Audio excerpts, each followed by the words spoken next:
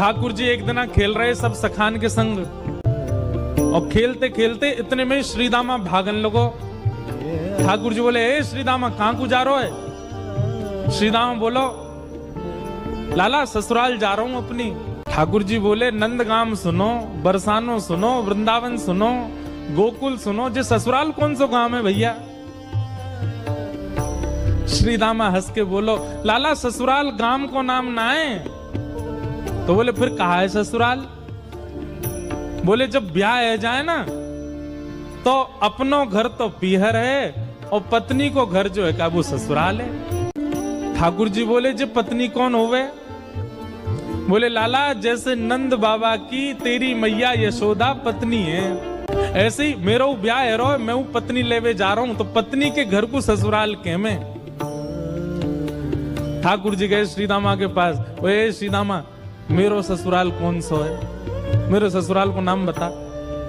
श्रीदाम बोलो, मुंह का पता तेरा ससुराल कौन सा? तेरी बहू जहां की होगी वही तेरा ससुराल। बोले, मेरी बहू कहाँ है? श्रीदामा बोलो, लाला मुंह तो मत पूछे, मैया तो जाके पूछ। ठाकुर जी तो आज पहुंच गए सुबेरे ही, और यशोदा मैया से जाकर के रोने लगे। मैया बोली, काय गुरो रा लाला? बोले, मैया तेने मुझे इतनी बड़ी बात छिपाई। मैया बोली, कहा छुपा दियो मैंने? बोले, तेने मेरी ससुराल को नाम ना बतायो आज तक। मैं 3.5 बरस को बूढ़ा है अभी तक मुंह मेरी ससुराल ना पता, और वो श्रीदामा अपनी ससुराल गए बहू लेवे। यशोदा मैया बोली, लाला तेरी संगत सुधारनी पड़ेगी, सबरे सखा तो दिन ब दिन बिगाड़ते जा रहे हैं, तूने एक बड़ो है जा, तेरी ससुराल है जाएगी। ठाकुर जी बोले, बड़े कैसे हूं मैं? बोले, जब खुद दूध पीन लगेगो, खुद नहान लगेगो, खुद तैयार है जाएगो, घर के सब काम अन्य करने लगेगो, तू बड़ा हो जाएगो, तेरो ब्याह करा दूंगी। महाराज वही दिना ठाकुर जी गए, अपने सबरे पुराने लत्ता कपड़ा लेकर के आए, धोने लगे उन्हें, अपने आप दूध पीने लगे, अपने आप भोजन करने लगे, अपने आप ही ऊट पटांग श्रृंगार करने लगे। शाम को बोले, मैया मैं बड़ो है गो, अब ब्याह करा दे मेरो। मैया बोली, वाह दिन में ही बड़ो है तू। मैया तो बोले, मैया देख तू बात ने मत बदले, बार बार मोते कह तू ऐसा कर तो ब्याह कराऊंगी, बड़ो है जा तो ब्याह कराऊंगी। अब सब काम मैंने कर दिए, घर के सब काम काज करने लगो मैं, देख अपनो श्रृंगार खुद करके आऊं, देख कैसा लग रहा हूं मैं। मैया बोली, ओठ वाली चीज आंखन में लगा के आयो, आंख वाली ओठन में लगा के आयो, यूं करो बड़ो है मैं। ठाकुर जी बोले, मैया मेरो ब्याह करा दे, नहीं तो श्रीदामा बहू लेके आ रहा हूं, बाकी बहू ले आऊंगा मैं, वही की बहू को ले आऊंगा, वही की ससुराल को अपनो बना लूंगा।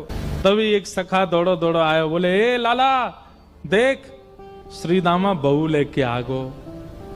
बहू को नाम सुनते ही ठाकुर जी तो मचल गए, लेके चल मुंह को जल्दी। मैया रोकने लगी, बोले, लाला ने सुधर के तो जा, कैसो बन के जा रहा है? ठाकुर जी तो दौड़े दौड़े गए, बोले बीच रास्ता में रोक ले, सबको कथा पता है। माधवी की माँ ने पहले ही मना करके भेजा था कि बोले तेरे सखा, तेरे पति जो श्रीदामा, उनके जो सखा कृष्ण है, उनको मुख मत दिखाइयो। ठाकुर जी पालकी में घुस गए, हाथ पांव जोड़ के कहने लगे, भाभी जी एक बार ने अपना मुख दिखाए दो, लेकिन माधवी ने नहीं दिखाया। ठाकुर जी कह रहे हैं, देख ले, बड़े बड़े जोगी, बड़े बड़े तपस्वी, बड़े बड़े ध्यानी हमारे मुख को देखवे के काजे तड़पे, और हम तेरे सामने बैठे, तू हमें मोहना दिखा रही अपनो। माधवी ने मुख नहीं दिखाया। ठाकुर जी बोले, ठीक है, तड़पेगी मुख को देखवे के काज। माधवी बोली, मोए ना तड़पनो, मेरे पास मेरो खसम है, वही देख लूंगी, तुम्हें काई को देखना। ठाकुर जी बोले, वचन दे के जा रहा हूं, तड़पेगी। जैसे छोटे से बालक कभी कभी बड़ी बड़ी बात करते हैं तो बड़े लोग उसको मजाक में लेते हैं, ऐसी माधवी ने भी मजाक में लिया, देखा ही नहीं ठाकुर जी को। श्री शुकाचार्य जी वर्णन करते हैं, वृंदावन में कैसी स्थिति है। गोपियां दोहन करती हैं तो घर घर घर जो दही की मथनी की आवाज आती है ना, उसी में ही कीर्तन करने लग जाती हैं। कृष्ण ऐसे, कृष्ण के नेत्र ऐसे, कृष्ण की नासिका ऐसी, कृष्ण के कान ऐसे, कृष्ण को मोर पिछ ऐसा, कृष्ण की पीताम्बरी ऐसी, कृष्ण की भुजा ऐसी, कृष्ण के चरण ऐसे। कोई गोपी अपने घर में चौका लगा रही है और चौका में पौंछा की जो छर्र छर्र आवाज आवे, वही छर्र छर्र ध्वनि में ही कीर्तन करने लग जाए, कृष्ण ऐसे, कृष्ण ऐसे। हसितम मधुरम, चलितम मधुरम, वमितम मधुरम, मधुराधिपते अखिलम मधुरम। इन सबकी बातें सुनकर के मीराबाई, माधवी को ऐसा लगता है कि इन सब से तो मैं श्रेष्ठ हूं, कम से कम अपने पति की ही हूं, इन सब की तरह तो नहीं।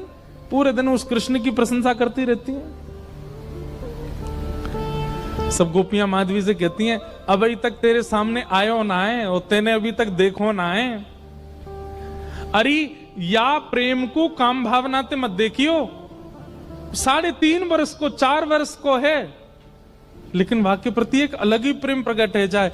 माधवी सबको ज्ञान देती है, बोले चाहे 3 वर्ष को 4 वर्ष को है तो अन्य पुरुष, क्यों उसकी बातें करती हो, क्यों उसकी ओर देखती हो। लेकिन 24 घंटे गोपियों के बीच में रहती माधवी को और कोई चर्चा ही नहीं सुनाई देती। सब केवल कृष्ण की बात करती हैं, जल भरती हैं तो, बैठती हैं तो, भोजन बनाती हैं तो, बतियाती हैं तो, श्रृंगार करती हैं तो, हर समय कृष्ण कृष्ण कृष्ण कृष्ण। माधवी ने कुछ समय अकेले रहने का भी प्रण लिया, लेकिन अकेले रह नहीं सकती, जंगल है, कहां अकेली जावे, जाना पड़ता है। उस एक दिन रात में सोई तो अब कानों में कृष्ण कृष्ण कृष्ण कृष्ण गूंज रहा है, तो कान बंद करती, पता नहीं पूरे दिन इतना नाम सुनती हूं कि अब तो कानों में भी यही गूंजता है। कान बंद करके सोती है तो स्वप्न में कृष्ण ऐसे हैं, अब कृष्ण देखे नहीं है, लेकिन उसको श्याम वर्ण, पीली पीतांबरी, वंशी, मोर पिच्छ सब अनुभव होता है। उठ के बैठ जाती है, नेत्रों को मीटती है, क्या करूं मैं, नहीं चाहती है स्वप्न मुझे आवे। अब धीरे धीरे माधवी की स्थिति ऐसी होने लगी कि अब वो ना चाह करके भी कृष्णमयी ही हो गई है। रात्रि में सोती, अचानक उठ बैठती है, ऐसा लगता है मानो जैसे उसका हाथ पकड़ लिया हो। स्थिति ऐसी हो गई कि आधी रात और माधवी को ऐसा लगता है कि भोर हो गई, और तुरंत उठ करके जल्दी जल्दी वस्त्र धारण करती है, मटका उठाती है और दौड़ करके जाती है। अरे विलंब है गयो, इतनी देर है गई, मैं अभी तक उठी नहीं, जबकि है आधी रात। दिन रात सब परिवर्तित हो गया। पहुंच गई यमुना तट, और यमुना तट जाकर के देखा एक भी गोपी नहीं है, तो माधवी को लगा कि मैं विलंब से आई हूं, सब शायद जल भर के चली गई हैं। जल भर के रोज जाती है माधवी, लेकिन आज पता नहीं उस पात्र में इतना भार कहां से आ गया कि स्वयं ही नहीं उठा पा रही है। इधर उधर देखने लगी, याचना करने लगी, कोई तो आवे, कोई तो उठा दे। और तभी कोई नहीं है वहां। नंद नंदन श्याम सुंदर चलते हुए आ रहे हैं माधवी के पास। माधवी की मति घूम गई है, आधी रात ही आ गई, और तभी ठाकुर जी वहां पहुंच गए। पहले तो चाल देखी तो चाल पर मोहित हुई, फिर जब वक्ष देखा तो वक्ष पर, जब हाथ देखे तो हाथ की चलन पर मोहित हो गई, और मुख देखा तो भूल गई सुध बुध। ठाकुर जी आए और आकर के मंद मुस्काए के बोले, हेरी गोपी उचाए ना पा रही, चल ले मैंने एक हाथ लगा दूं, उचाले याकू। और एक तरफ से माधवी ने मटकी पकड़ी और दूसरी तरफ से ठाकुर जी आकर के नन्हे से गोपाल जी ने जैसे ही हाथ लगाया मटकी उठने लगी, लेकिन मटकी पर नेक सहारा देते माधवी रख लेती, ऐसा नहीं। ठाकुर जी मटकी उछा के, जैसे जैसे मटकी उछ रही है वैसे वैसे ठाकुर जी लंबे होते जा रहे हैं, और बिल्कुल माधवी के नेत्रन के सामने आकर के खड़े है गए। कटाक्ष नेत्रों के सामने कोई गोपी टिक नहीं पाती, और माधवी को ठाकुर जी प्रत्यक्ष देख रहे हैं, सामने खड़े हैं कि। और वो एक क्षण के लिए जो रूप माधुरी का दर्शन हुआ, वो दर्शन देकर के ठाकुर जी खिलखिल करते हुए भाग गए वहां से। अब माधवी चाहती है कि पीछे भागे, लेकिन पैर स्तब्ध हो गए। माधवी चाहती है कि चिल्लाए कि रुक जाओ, पर बोल नहीं पा रही है। माधवी चाहती है कि इधर गए मैं नेत्र घुमा करके देख लूं, पर नेत्र घूम नहीं पा रहे। पूरा शरीर मानो जैसे एक स्थूल स्तब्ध एक मूर्तिमंत की तरह खड़ा हो गया है। केवल नेत्रों से अश्रु गिर रहे हैं, कुछ नहीं कर पा रही, बेसुध है माधवी। वहीं खड़ी रही तब तक जब तक भोर में गोपियां जल भरने नहीं आ गईं। अश्रु जलों से जल पूरा वस्त्र भीग चुके हैं माधवी के। और तभी सब गोपियां आई, आकर के देख, अरे ये माधवी ये पहले ही आ गई जल भरवे। सबने जाकर के हिलाया। स्पर्श के बाद भी माधवी हिल नहीं पा रही है, बस नेत्र लाल पड़े हैं, अपलक नेत्र हैं और नेत्रों से केवल अश्रु गिर रहे हैं। बोलना चाहती है, कहना चाहती है, चिल्लाना चाहती है, किसी को पकड़ना चाहती है, पर कुछ नहीं कर पा रही है। तब एक गोपी गई और यमुना जल लेकर के जैसे ही माधवी के मुख पे छिड़को, माधवी तुरंत सचल जैसी हो गई और धड़ाम से मूर्छित होकर गिरी। गोपियां सब उसके चरण मसलने लगी, हाथ पकड़ने लगी, सिर सहलाने लगी और जैसे होश में आई, होश में आती बस रो रही है और पूछ रही है वो कहां है, मोहिनी मूरत सांवली सूरत, वो कहां है।